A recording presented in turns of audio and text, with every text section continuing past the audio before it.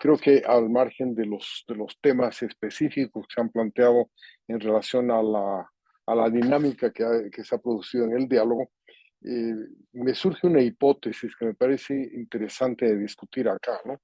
Y es que gran parte de los argumentos sobre la necesidad de hacer en este momento una cosa u otra, etcétera, tiene que ver con el sistema institucional que ha surgido en el país en estos últimos 40 años, ¿no? La manera de organizar las elecciones, el tipo de padrón que tenemos, el tipo de corte electoral, los tiempos, las maneras de elegirlos, etcétera. Y me da la impresión, comparando esta situación con lo que habíamos vivido, los pocos que estamos aquí, que hemos vivido esa época, en el periodo de la apertura democrática de fines de los 70, ¿no? Que en cuestión de meses, ¿no? Se organizaba una elección con nombramiento de nuevos miembros del Tribunal Electoral, elaboración de un padrón y qué sé yo, y se producía un resultado. Por supuesto, eran resultados discutibles, debatibles, y por eso fue tan difícil la transición, ¿no? Pero finalmente, en un plazo también breve, se logró todo esto, ¿no? La papeleta multicolor y multisigno, eh, las cortes imparciales, en fin, fueron procesos muy acelerados. Entonces, me da la impresión de que en este momento el esfuerzo que hemos hecho por eh, reglamentar, institucionalizar, lo que está haciendo es debilitando la democracia efectiva, la democracia real, porque ha sujetado toda la voluntad política al pretexto de las normas, de las reglas y de los procedimientos normativos, ¿no? Y esto me parece que está, al final de cuentas, generando un círculo vicioso de instituciones debilitadas que se mantienen débiles y que continúan debilitándose de manera casi permanente. En ese orden, me da la impresión a ratos, al escucharlos, que buena parte de estas normas, reglas que hemos ido dándonos para el funcionamiento del Tribunal Electoral y del Padrón y del TREP y todas estas cosas, en vez de facilitar el proceso de participación, de elección y de formación de poderes públicos, está obstaculizándolo. Por supuesto, es una hipótesis muy difícil de aceptar porque supone preguntarnos, bueno, ¿y ahora qué hacemos, no? ¿Qué deberíamos hacer entonces? Mandar, mandar por el casillero todas las normas, todas las reglas y empezar de cero. ¿Qué significaría eso para la democracia? Eh, pero me da la impresión de que estamos en ese tipo de callejón por las reflexiones que nos han dado, especialmente los que han vivido un poquito más de afuera todo este proceso, ¿no? O sea, yo recuerdo también que la formación de partidos era muy sencilla, ¿no es cierto? Había incluso burlas por la cantidad de partidos políticos que teníamos en el país, hablaban de los taxi partidos, etcétera, y sin embargo llegó el momento de la votación, las elecciones se dirimían entre tres o cuatro, no era tan grave el problema, no era una dispersión, no es que el electorado se dividía por igual entre los 20 o 25 partidos. Entonces, la formación rápida de los partidos en ese momento más bien fue también un proceso formó parte de la apertura democrática que vivimos, ¿no? Disculpen que me haya extendido en esta comparación, pero lo que quisiera es justamente ver si podemos llevar la reflexión y el debate hacia la pertinencia de las instituciones que hemos creado y hacia la necesidad de rehacerlas, reformarlas y renovarlas, un poco como planteaba Rodrigo hace un momento sobre los jueces, ¿no? Sabemos que son un desastre, que la elección es un desastre, no tenemos otra alternativa que pelear para elegirlos nuevamente. Fíjense ustedes, ahorita están hablando de la parálisis de la Asamblea Legislativa, pero el Tribunal Constitucional lleva paralizado 6 meses, que era lo que supuestamente no iba a suceder con la autoprórroga, y los autoprorrogados lo único que responden, a lo único que hacen caso ahora es a las propuestas y necesidades políticas del gobierno. En ese sentido, creo que hay que asumir también el desafío crítico de ver qué podemos hacer en estas difíciles condiciones. Con esta provocación, les pido a los participantes que expresen su deseo de... Erika. Yo me animo a abrir la ronda de preguntas y comentarios porque la provocación de Roberto me parece pertinente, pero que nos lleva un poco más allá de lo que nos obligan las urgencias inmediatas en el corto plazo. Yo creo que mi afán, mi interés por el tema político electoral me lleva a celebrar este de una manera con una prudencia y una reserva, digamos, mínima de optimismo, el hecho de que se hayan reunido los partidos políticos que tienen representación parlamentaria, o sea, y que aquellos que no, pero que sí tienen personalidad jurídica. Tomando en cuenta de que de esos 11, solamente 5 están cumpliendo los requisitos mínimos establecidos por una altamente reglamentaria ley de organizaciones políticas que está interviniendo en la vida política de una manera muy, digamos, mucha gente se queja de un intervencionismo excesivo, ¿ya? Pero esas son las reglas del juego en las que estamos hoy en día inmersos. Yo celebro y es verdad, como dice Fernando Berríos, todos y cada uno de los acuerdos ahí establecidos eh, tienen pues un respaldo legal, o sea, pareciera irónico que en Bolivia nos estemos reuniendo para cumplir la ley, nos estemos reuniendo para ratificar nuestro cumplimiento, es una redundancia, pero la política requiere de rituales mínimamente a veces redundantes para poder retomar la ruta de la cordura, si es que así se puede tomar la cordura de por lo menos tener un momento de diálogo en que los actores políticos se den las caras. Y en ese sentido pienso que de los 13 acuerdos hay algunos fundamentales y si bien no hemos incorporado en el tema de las primarias abiertas, ¿ya? O cerradas, eh, yo quiero recordar que el título de este diálogo es algo sobre cómo es las acciones de los acuerdos a la acción, a la realidad.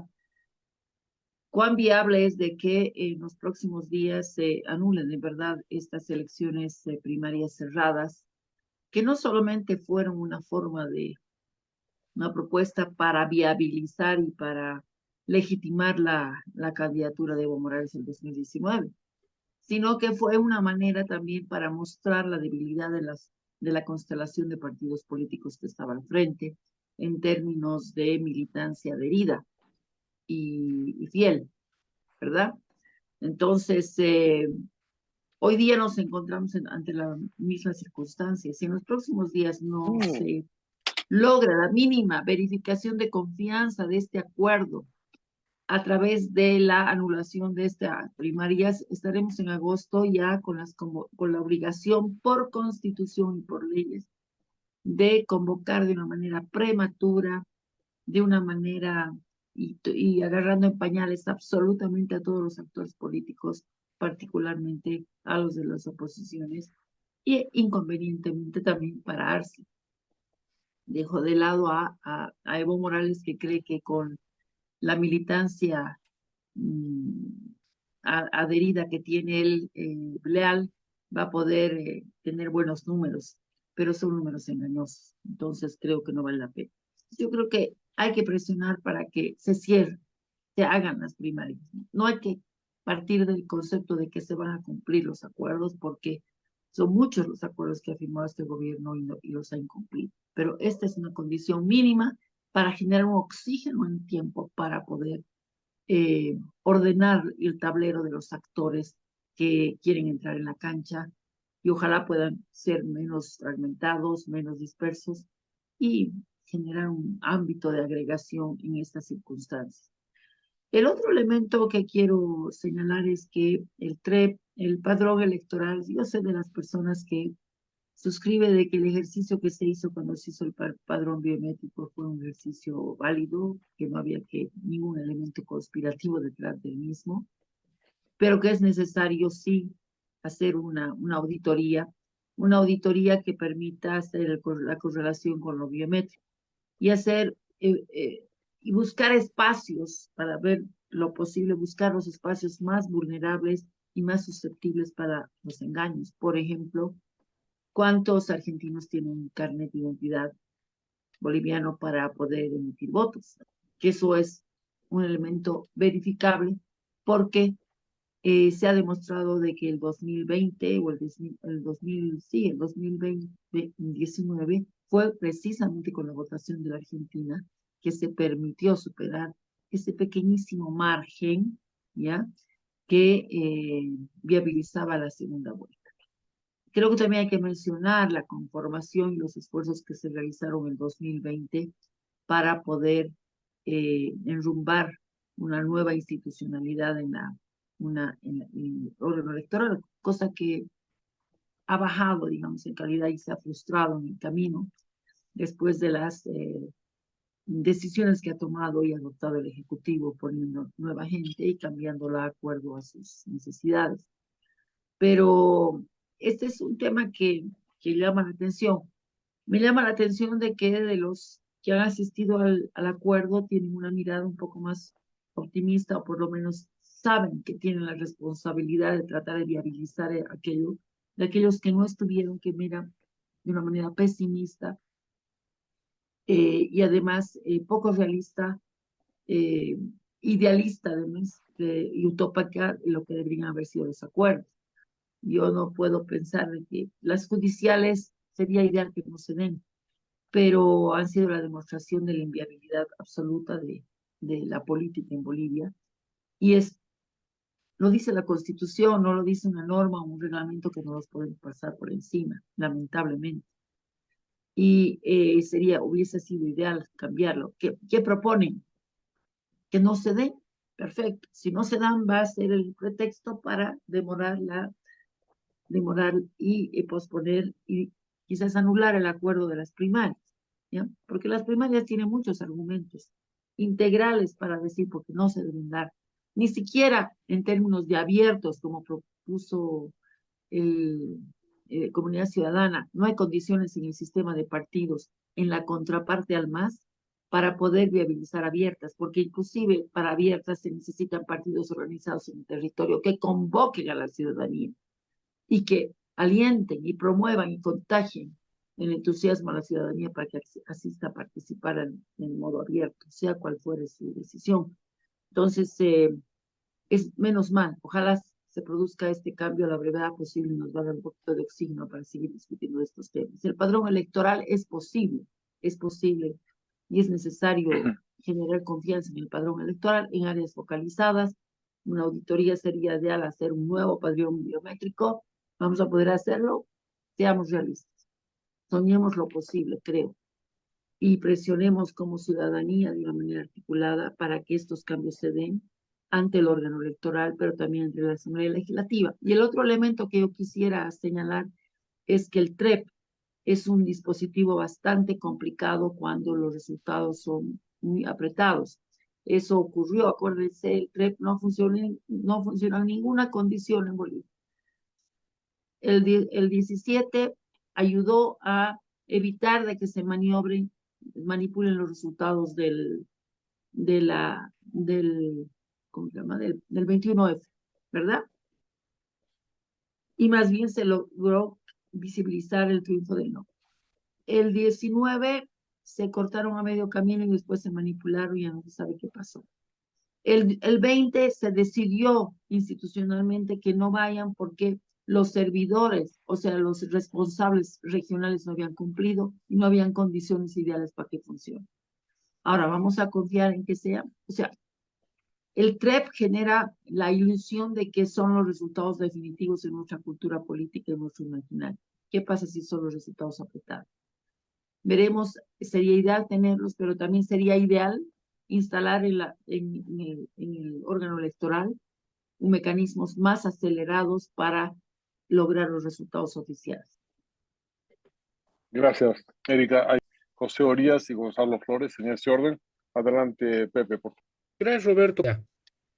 Voy a usar un axioma que se usa siempre. La política es el arte de lo posible, entonces no de lo deseable. Y creo que lo que se está avanzando es lo que es posible en en la actual coyuntura y cómo están las reglas del juego. O sea, no nos gusta, yo creo que a nadie, A pero eso es lo nadie. que hay y hay que avanzar en esa línea.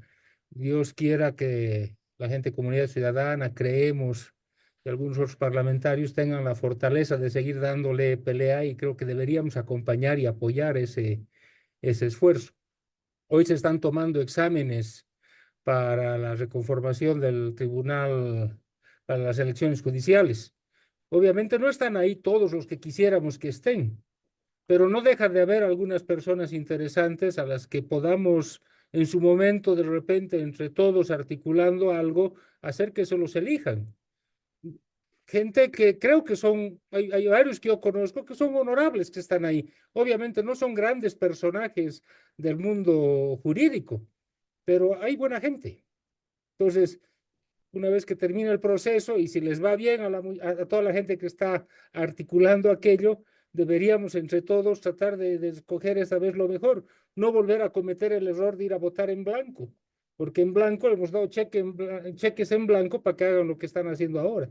Entonces, hay esfuerzos, yo creo que hay que acompañarlos. O sea, hay que dejar de lado el pesimismo.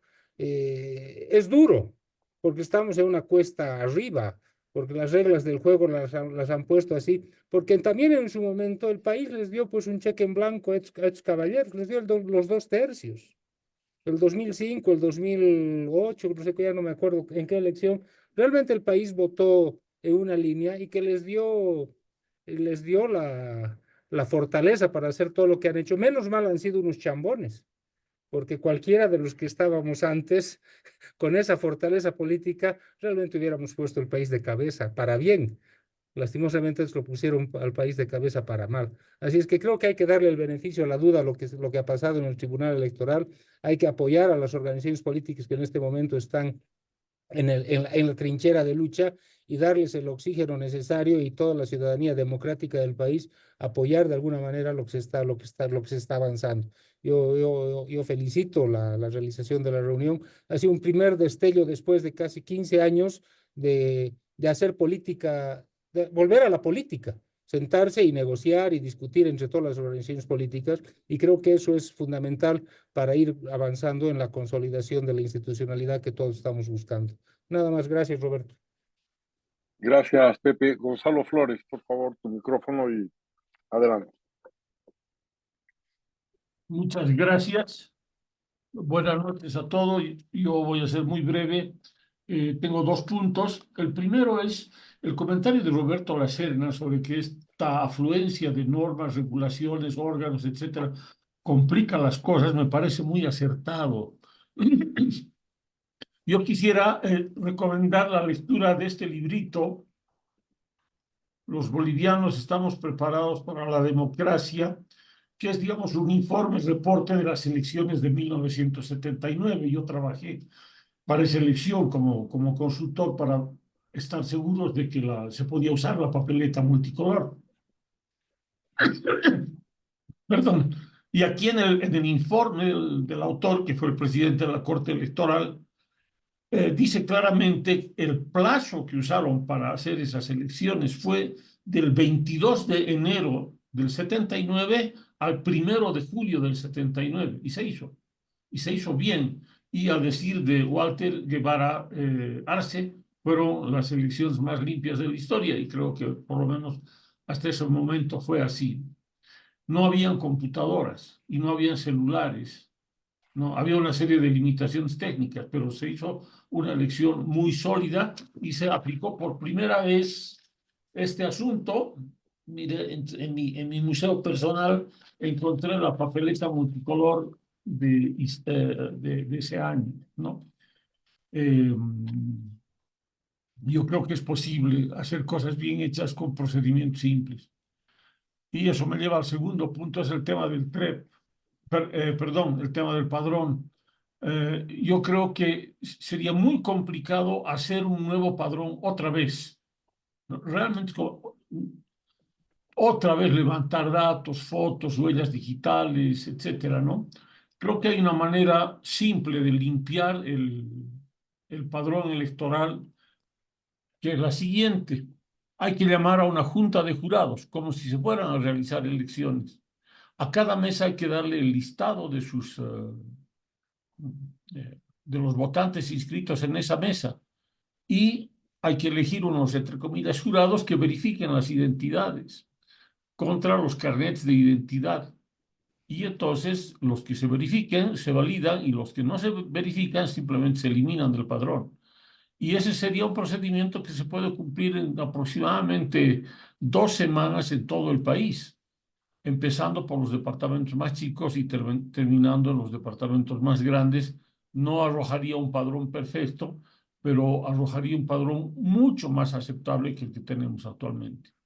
Nada más, gracias. Gracias, Gonzalo. No hay otras personas que hayan pedido la palabra ahora. Gustavo Blacut y luego Walter Guevara, y ahí volvemos a los presentadores. Adelante, Gustavo.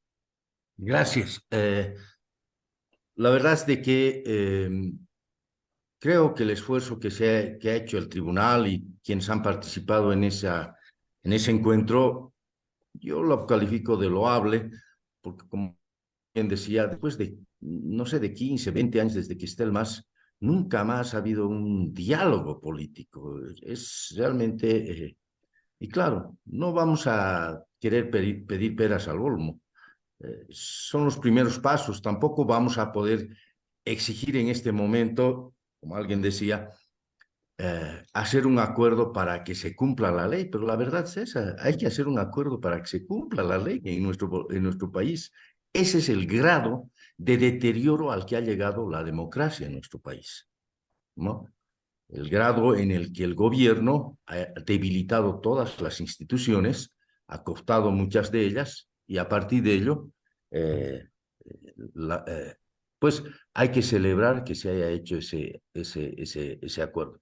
Ojalá que además de solamente haber llegado al acuerdo, se plasme a la realidad, como creo que es el deseo de todos. Y en eso creo que el Parlamento tiene que jugar un papel, un rol estratégico, yo diría comunidad ciudadana más que ningún otro, porque creo que tiene que comunidad ciudadana primero hacer una ruta crítica de qué va primero, qué va segundo, y en esa ruta crítica lo primero es sin duda la anulación de las primarias. Debe enfocarse primero en ese punto que, como decía Erika Brockman, es pues un tema que nos va a llevar al desastre. Nadie está preparado en este momento, ni siquiera yo diría el MAS está preparado para ir a un acuerdo electoral. Pero al margen de todas esas cosas, hay otro tema que realmente a mí me preocupa bastante, y es otras reglas electorales que parecen pequeñas, pero que pueden llevarnos también a un desastre nacional. Me refiero a las famosas inhabilitaciones, que de acuerdo a ley son 3 días antes de las elecciones que puede ser inhabilitado un candidato, y dice por causas sobrevinientes. ¿Y qué es causas sobrevinientes? Eso puede ser interpretado de cualquier manera. Entonces, fíjense que haya todo un esfuerzo de unidad, etcétera, y por primera vez en nuestro país realmente unamos todos nosotros en toda la oposición democrática, logre tener un candidato y faltando 3 días porque al gobierno le interese anular, pueda anularlo.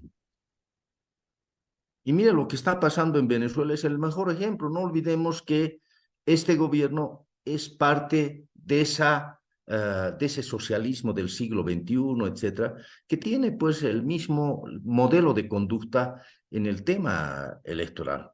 En Bolivia, si bien es cierto, han cuidado un poquito las formas, un poquito, ¿no? Porque el 2019 ni siquiera cuidaron esas formas, pues este 2025 podrían también no cuidar ni siquiera esas formas. Entonces, yo creo que ahí debería ya comunidad ciudadana, creemos, etcétera, unidad nacional, al margen de la institucionalidad, poder hacer algún debate, algún encuentro, etcétera, en el que se toquen una serie de temas sumamente importantes como el tema de la financiación de los partidos, la financiación a las famosas organizaciones sindicales, etcétera, que es pues en los hechos una forma disimulada de solventar, de financiar al MAS. Y así una serie de reglas.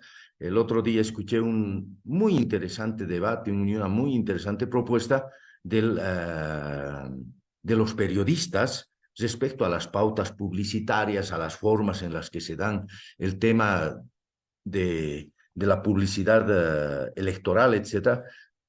Todos esos temitas que parecen pequeños, pero que a la hora de la verdad han establecido unas reglas totalmente asimétricas entre lo que es la participación del MAS y lo que es la participación de la oposición. Entonces, yo creo que estos temas deberían también, de nuestra parte, independientemente de lo que es las instituciones y en este caso el órgano electoral, hacer algún esfuerzo para que se toquen estos otros temas que están quedando como invisibilizados, pero que lo que nos está mostrando en Venezuela puede darse también en Bolivia. Es más, ya se ha dado en algunos casos, como es el tema de la habilitación de Evo Morales, etc. Yo me quedo ahí. Gracias. Gracias, Gustavo Blacut. Y ahora le doy la palabra a Walter Guevara Anaya para volver a los presentadores posteriormente. Walter, adelante. Gracias, Roberto. Un mínimo análisis y una sugerencia tentativa de qué hacer. El mínimo análisis se basa en que la debilidad del candidato presidente Arce Catacora es tan grande que uno podría pensar que está casi obligado a manipular el sistema electoral si quiere ser presidente, y que quiere ser presidente no cabe duda, ¿no? Entonces, ese candidato que está a la cabeza del Ejecutivo parece tener motivos de sobra para manipular el proceso electoral. Ahora, esa manipulación tiene que pasar necesariamente por el organismo electoral. Y el organismo electoral ha dado una señal sorprendente de una especie de declaración de la independencia propia respecto al Ejecutivo cuando ha convocado este gran encuentro nacional. Obviamente es un rechazo al dogma del MAS de que todos los acuerdos son juntuchas, de que es la democracia pactada, de que etcétera, etcétera, porque para ellos la idea es dominar por encima de todos, ¿no es cierto? Y la democracia para ellos no es la concertación, no es el acuerdo, nada de eso, es la imposición. Esa es su idea de la democracia. Entonces, el organismo electoral, cuyos elementos internos no conocemos, cuáles han aprobado esta gestión y cuáles no, se ha arriesgado a ir contra la corriente del dogma masista, convocando un gran encuentro nacional, lo que a primera vista debe ser obviamente celebrado. Ahora han sacado una serie de puntos, todos los cuales son fundamentales, pero aquel en el que se ha tomado un paso decisivo es un punto que le conviene al candidato Luis Arce Catacora, que es eliminar las primarias cerradas. Si hay algún partido al que le convienen primarias cerradas para dilucidar sus candidaturas con el voto de sus bases, es pues el MAS. Indudablemente tiene dos candidatos el MAS. Evo Morales tiene seguramente un tercio del voto válido con sus bases inconmovibles, y en cambio Arce Catacora domina unos pocos cientos de dirigentes de los movimientos sociales que al momento de la votación no pueden realmente acarrear mucha más gente. Entonces al candidato Arce Catacora no le convienen las primarias cerradas, que realmente sería un mecanismo democrático para dilucidar la candidatura dentro de ese partido, lo cual no quiere decir que sirven para nada en el caso de todos los otros partidos que ya tienen predeterminado su candidato y en los cuales no hay una pugna entre dos precandidatos o más.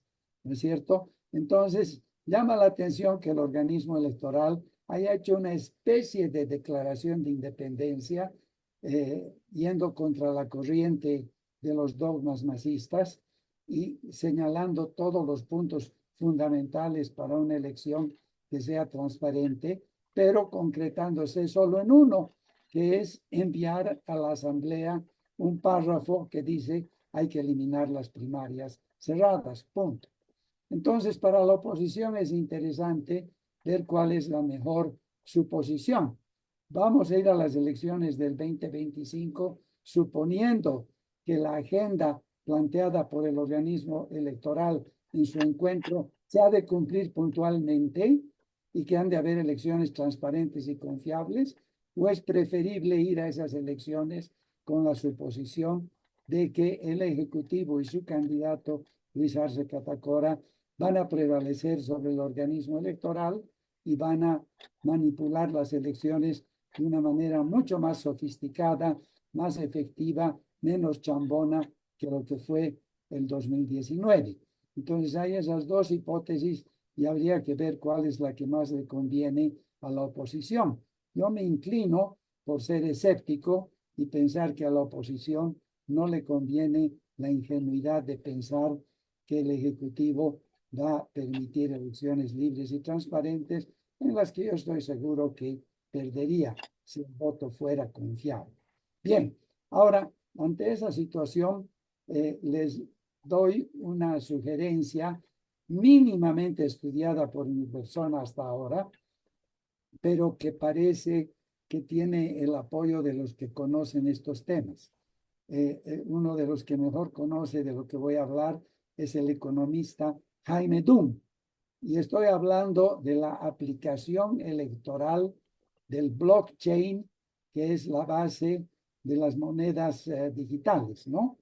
Parece que hay posibilidades de eliminar no solo el padrón electoral, el recuento falsario de votos y una serie de otras circunstancias con aplicaciones de blockchain que no son tan difíciles de implementar en un país como Bolivia. Pero esto les digo sin haber estudiado el tema a fondo, y en las próximas semanas me propongo reunirme con Jaime Dunn y ver hasta qué punto eso es interesante, porque obviamente estamos ante un problema de confianza.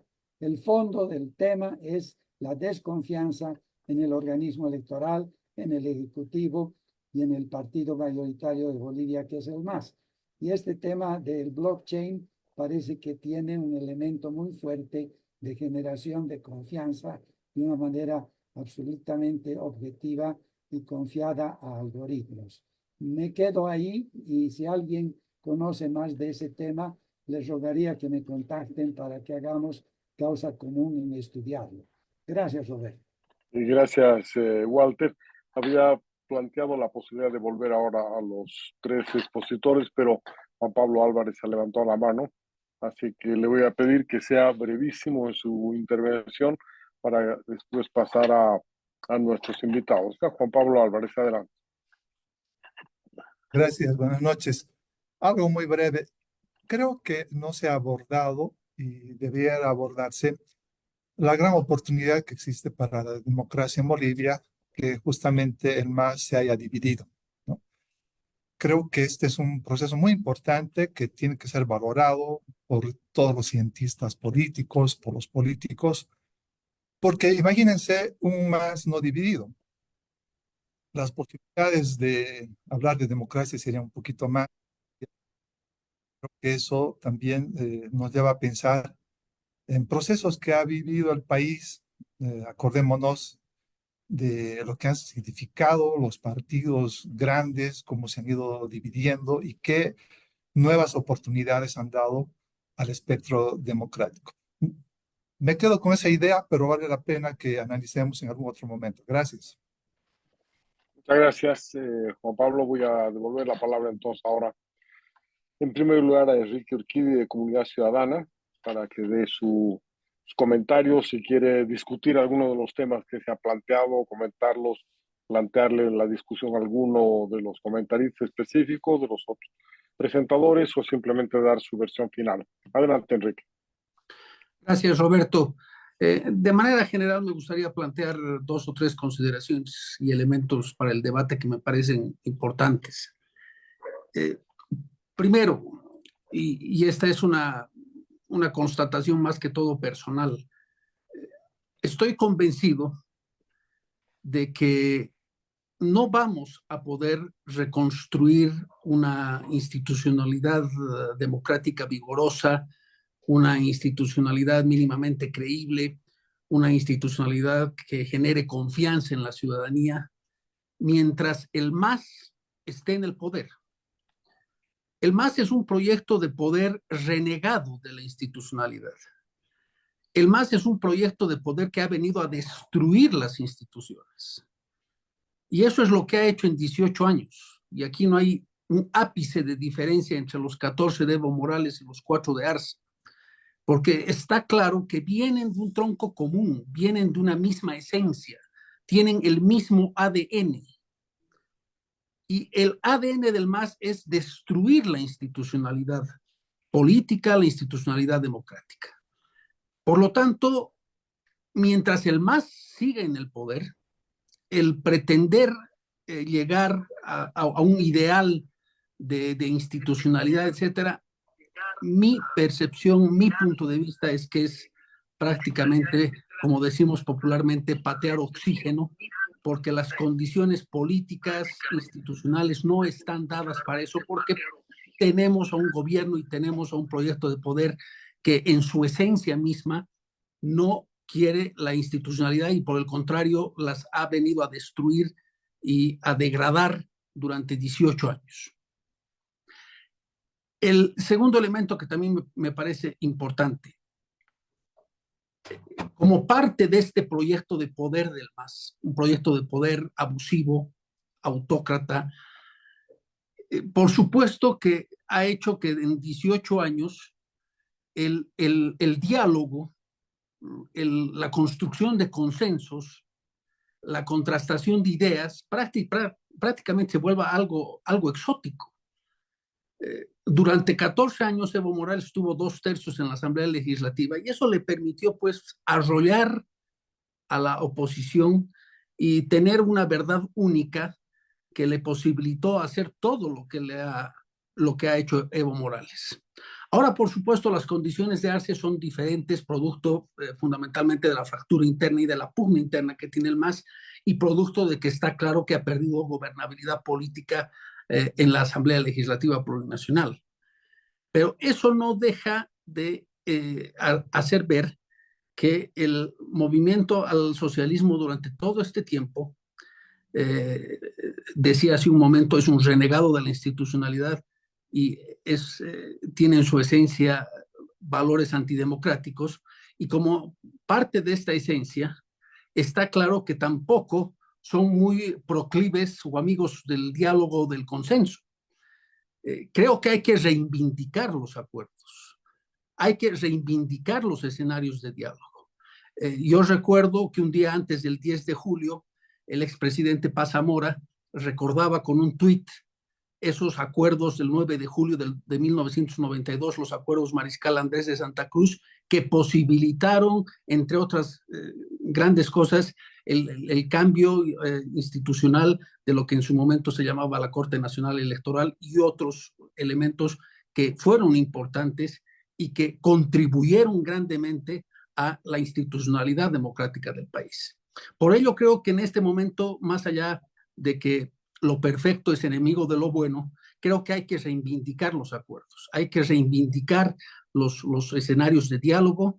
El MAS, si de algo también se ha dedicado y que va a ser uno de los grandes pasivos que vamos a tener que asumir en el postmasismo, es que el MAS, por supuesto, ha degradado toda la institucionalidad democrática, descalifica todos los escenarios de diálogo.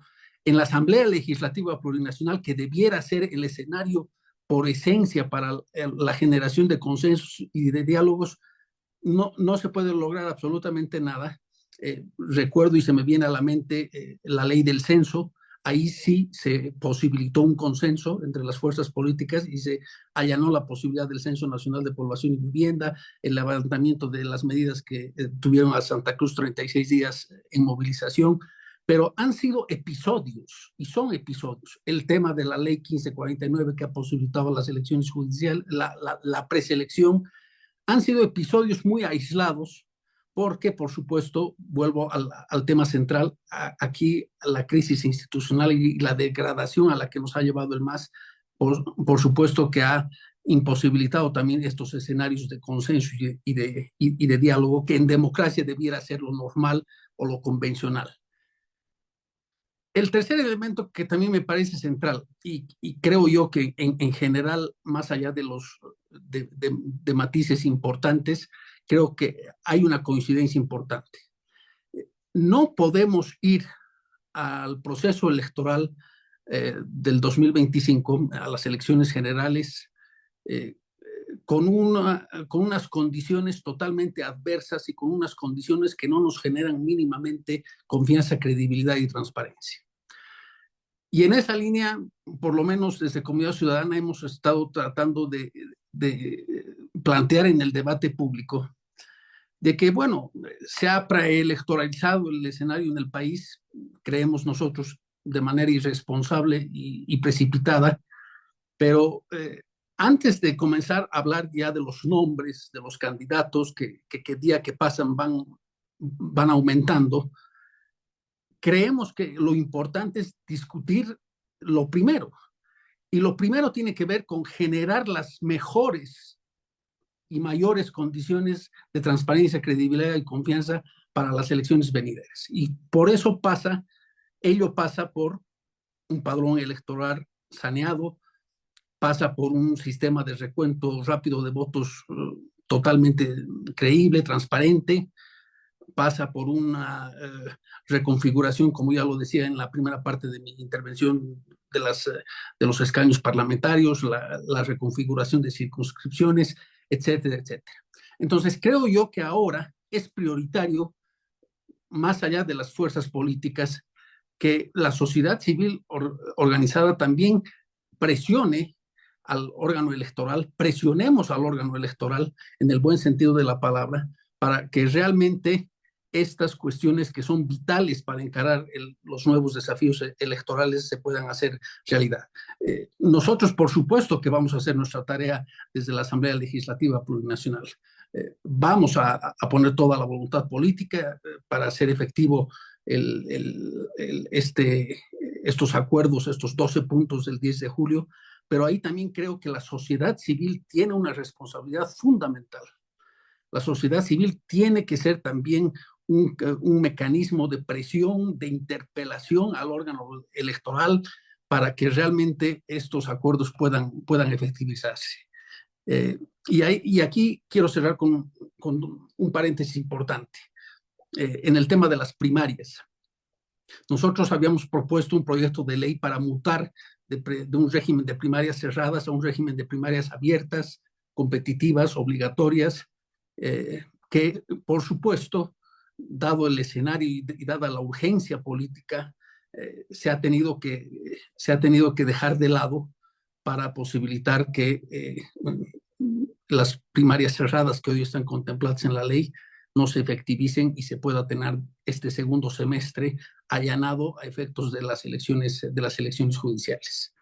No hemos renunciado al tema de las primarias abiertas porque somos unos convencidos de que hay que ir a unas primarias, hay que llegar a tener un régimen de primarias abiertas que posibiliten a toda la ciudadanía participar y elegir a los binomios de acuerdo a su simpatía o afinidad política, más allá de que tengas o no tengas el carnet de militante de una X organización política. Y aquí traigo a colación también el tema de las judiciales.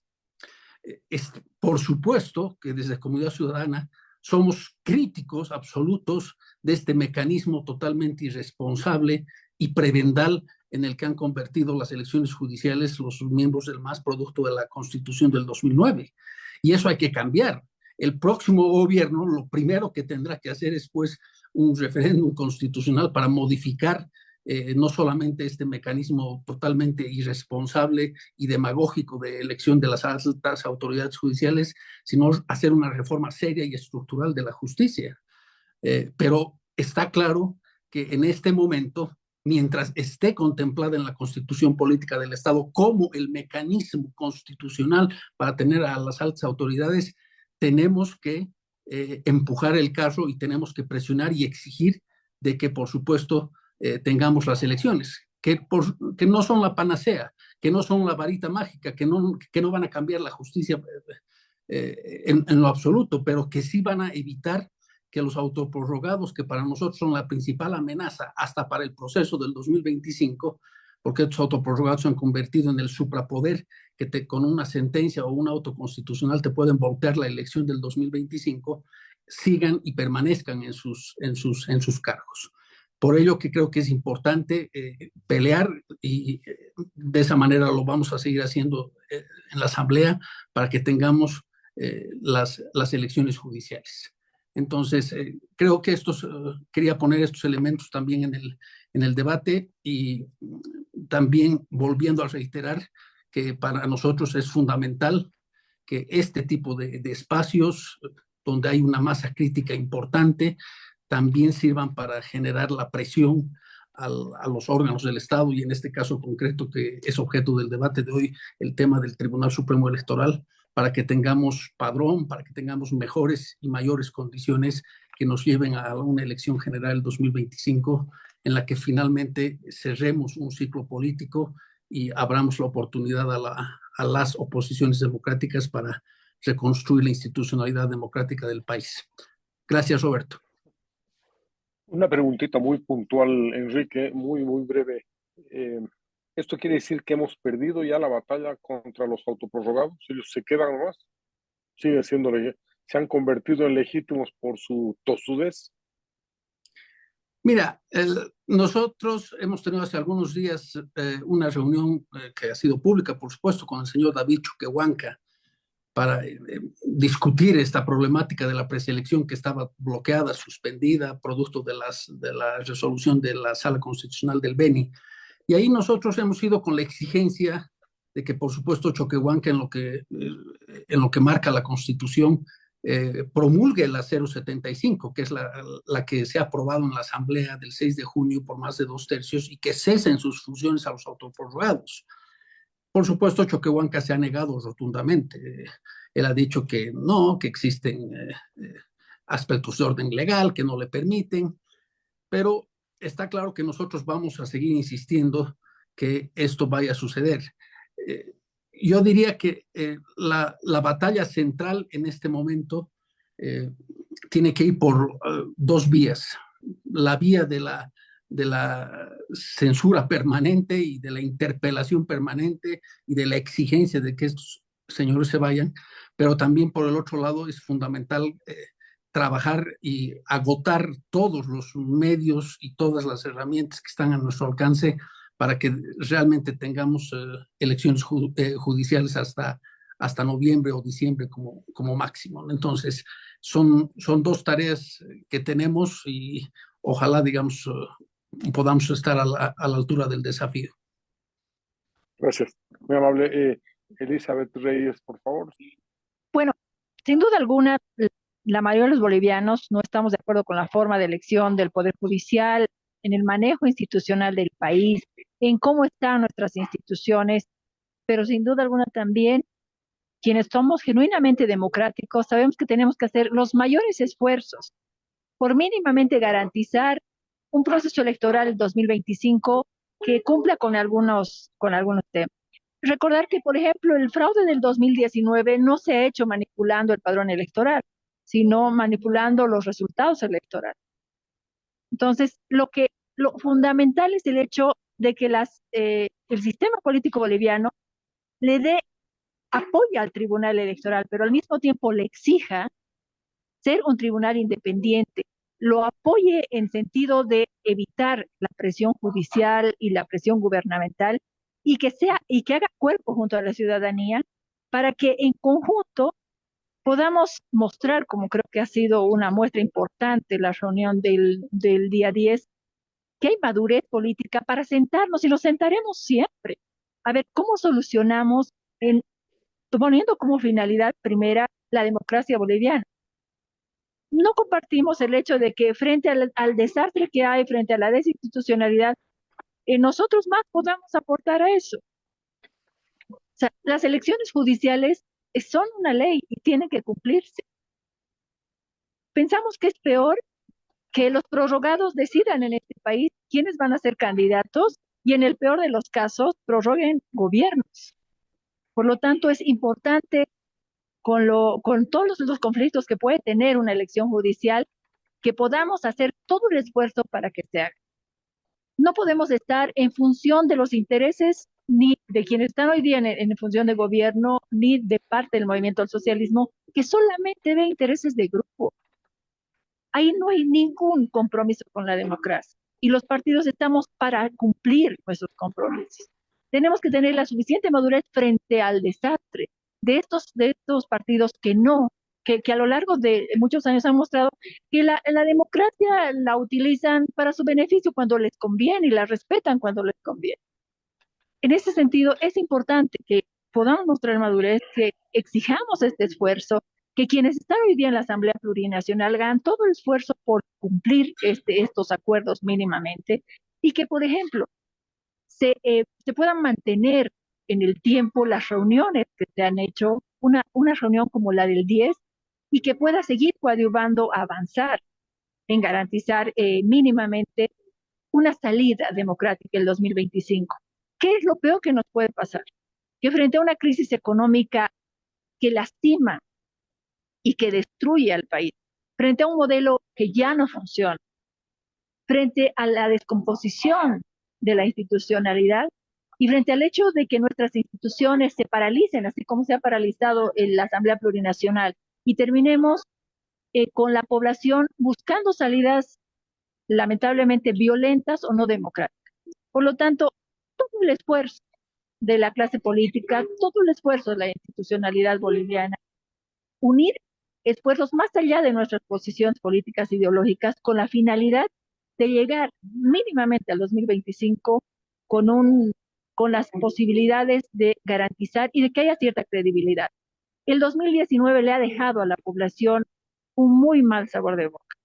El Tribunal Electoral tiene una responsabilidad, pero además tiene una deuda muy grande con el país.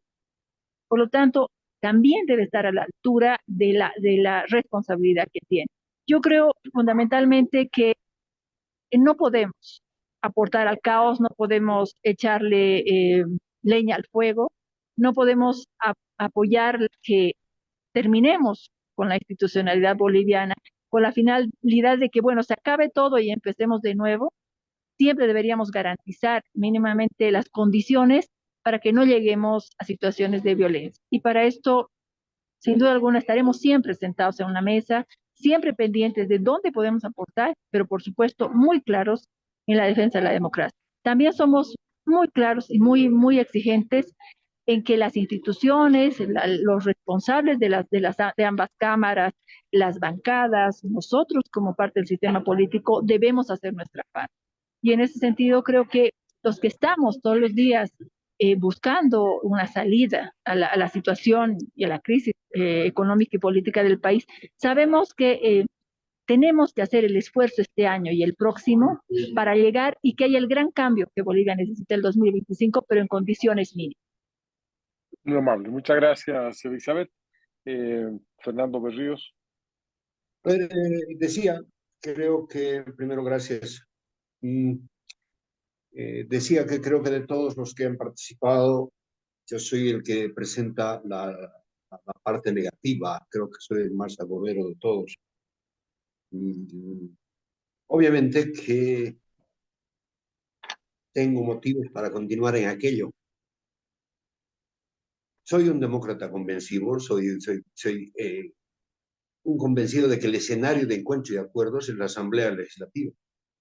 Siempre he creído aquello y creo que ahora es su papel, pero lastimosamente también tengo que decir que el MAS no da garantías para que pueda haber un verdadero encuentro en la Asamblea Legislativa.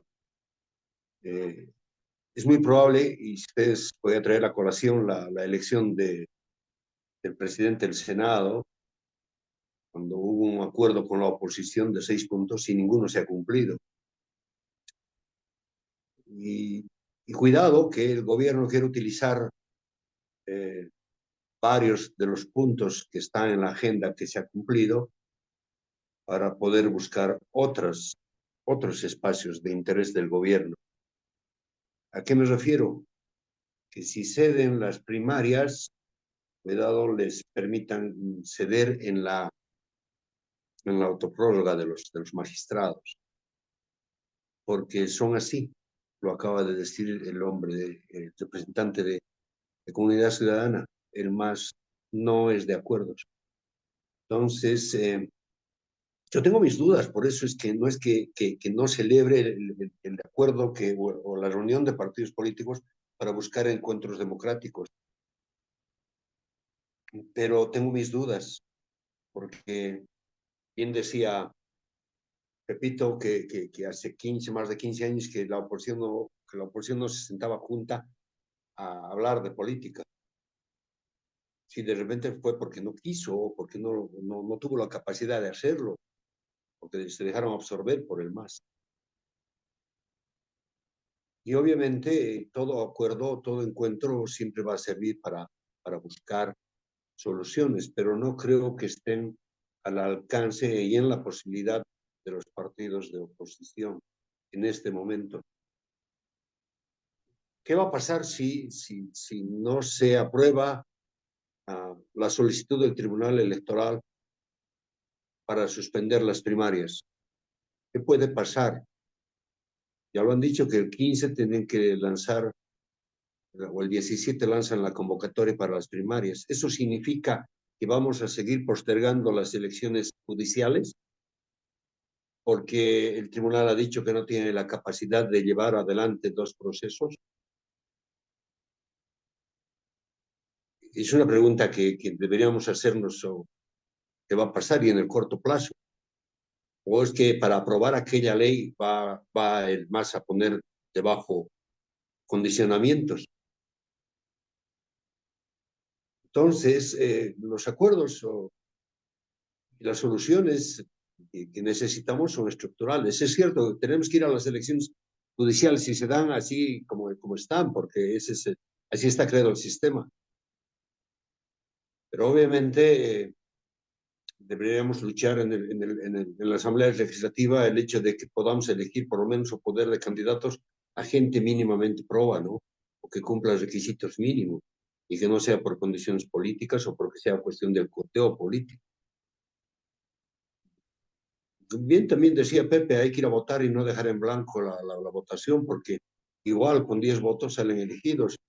Y los actuales magistrados no gozan de la legitimidad porque no obtuvieron los votos necesarios para ser elegidos. Mientras tanto, vamos a seguir con el sistema, pero lastimosamente está mal el sistema como está. La pregunta que plantea Roberto es muy valedera, porque si hemos hecho leyes para que mejoremos el sistema y ahora esas leyes no funcionan, estamos mal. Algo está mal. Y quiero terminar diciendo que el padrón electoral necesita básicamente una auditoría, no necesita hacerse un nuevo padrón. Bien lo ha dicho el representante de el padrón no ha sido parte del fraude.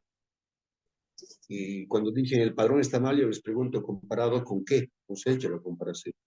Por lo tanto, basta que se exija hacer una auditoría. Ese puede ser el principio de la demostración del Tribunal Supremo Electoral de que está cambiando y que quiere recuperar la credibilidad perdida.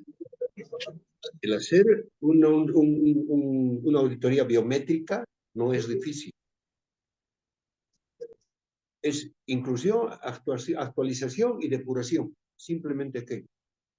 Por lo tanto, sí se puede. Y esa puede ser la gran demostración o el primer paso que el tribunal puede hacer para recuperar la credibilidad. Y obviamente podamos estar mínimamente confiados en ir a unas elecciones donde el árbitro pues sea imparcial, ¿no? Gracias. Gracias, Fernando. Vamos a terminar la reunión con las palabras de Rodrigo, pero adelante, Rodrigo. Muchas gracias, Roberto. Yo creo que la palabra clave de todo este debate es voluntad política.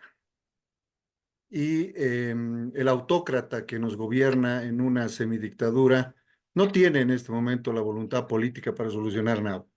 porque no hay una presión sobre él que lo obligue a negociar. El acto llevado adelante por el Tribunal Supremo Electoral, por el órgano electoral, conjuntamente las organizaciones políticas medianamente habilitadas para participar en democracia, es el mismo hecho de sentarse con los empresarios privados hace unos meses atrás, aprobar 10 medidas, no cumplir ninguna y no solucionar absolutamente nada. La única forma en que alguien que no desea hacer algo haga algo es a través de la presión, y que la presión sea lo suficientemente fuerte como para que ese alguien haga lo que tiene que hacer. En este momento, quien tiene la sartén por el mango es el gobierno nacional. El poder ejecutivo es el que controla el poder electoral, controla el poder judicial y ha demostrado que puede trabar y entorpecer completamente el trabajo de la Asamblea Legislativa. Aquí tenemos dos facciones del MAS, dos facciones que todavía detentan poder, peleando para decidir quién se queda con el poder. Y tenemos una oposición que lamentablemente no tiene la fortaleza ni las ideas como para hacer algo distinto. Entonces, obligar al gobierno para que algo distinto pase. Si el 2019 el señor Morales se fue del país y dejó el poder, no fue porque la oposición tuvo grandes ideas y logró la presión suficiente para lograrlo. Fue porque la gente se cansó y dijo no más reelección, igual que lo había dicho el 21F. Es la gente y el paradigma nuevo el que va a cambiar y va a obligar al gobierno a negociar. En este momento hay que ser muy inocente para pensar que el gobierno se va a sentar a negociar lo que sea si es que no le conviene. Nosotros insistimos, las elecciones primarias se van a llevar adelante si el gobierno la quiere hacer o no. Nosotros no estamos de acuerdo con las elecciones primarias porque definitivamente son una pérdida de tiempo, de dinero, de recursos y todo lo demás como están concebidas. Eso es número uno. Número dos, creemos que si la oposición y las fuerzas democráticas que realmente quieren recuperar una democracia liberal y quieren recuperar los valores republicanos de separación de poderes, Estado de Derecho y cambiar el sistema, porque no solamente cambiar al cocinero, ¿no ve? Hay que cambiar la receta para que la cosa cambie.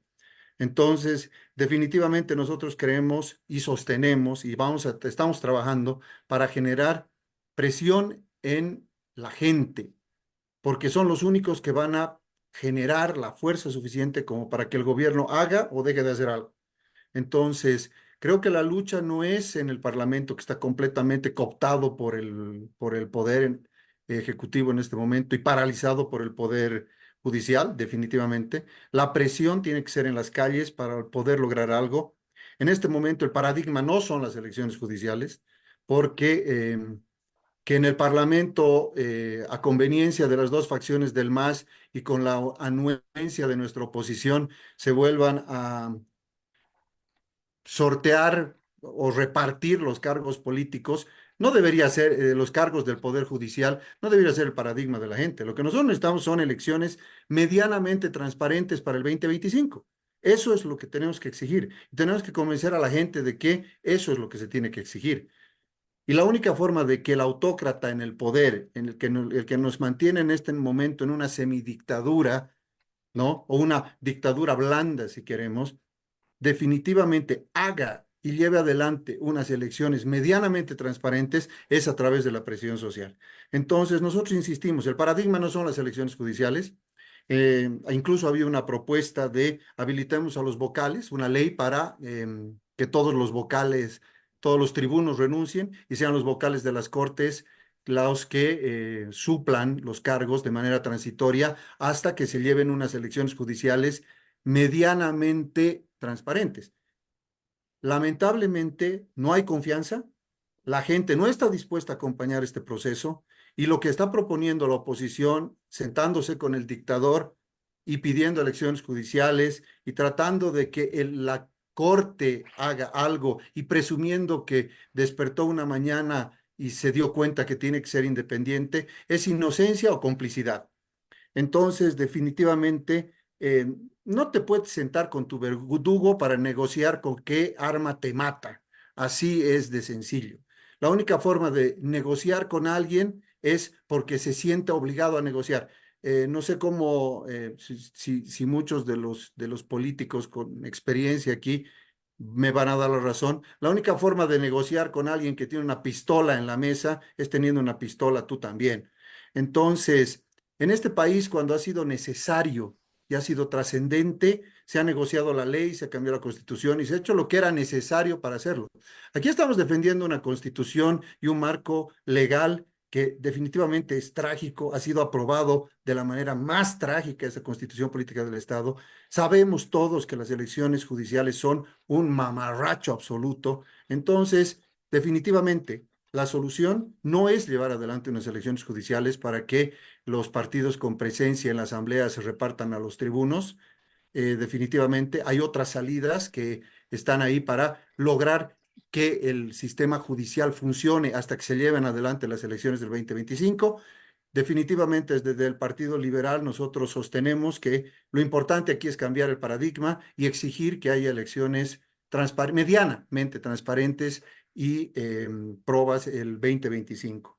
Esa es nuestra posición. Nosotros no vamos a ser cómplices de la dictadura, no nos vamos no vamos a apoyar iniciativas que llevan a hacerle el favor al gobierno para blanquear su cara. Y definitivamente aquí tienes que cambiar el sistema y el sistema no se va a cambiar con los mismos políticos de siempre sentados negociando cargos y negociando el Poder Judicial en este caso. Entonces, definitivamente nosotros creemos que la prioridad son las elecciones medianamente transparentes y supervisadas y con todos los actores políticos internacionales invitados para que puedan llevarse adelante, pero mediante la presión social. Si la población no está convencida de que lo que estás proponiendo es real, lo único que va a esperar es que pase el agua debajo del puente. Tienes que motivar a la gente y decirle, señores, este es el paradigma. Necesitamos un padrón electoral nuevo o auditado por lo menos, y necesitamos que el Tribunal Supremo Electoral nos garantice que los resultados de las elecciones el 2025 van a ser medianamente transparentes. Eso es lo que tenemos que convencer a la gente. Definitivamente todo lo demás es jugar el juego del gobierno y hacerle el juego al autócrata que nos está gobernando y que ha hecho desaparecer toda la institucionalidad, porque perdónennos, pero la Asamblea Legislativa es un circo donde todos los payasos están haciendo show y punto, porque hace tiempo que el poder ejecutivo ha tomado a través del poder judicial a la Asamblea Legislativa. Entonces, yo creo que vale más la gente gritando en la calle que la gente gritando en el Parlamento. Muchísimas gracias, Roberto. Con esta provocación final vamos a dar por concluida la sesión de hoy día. Tengan todos ustedes muy buenas noches y muchas gracias.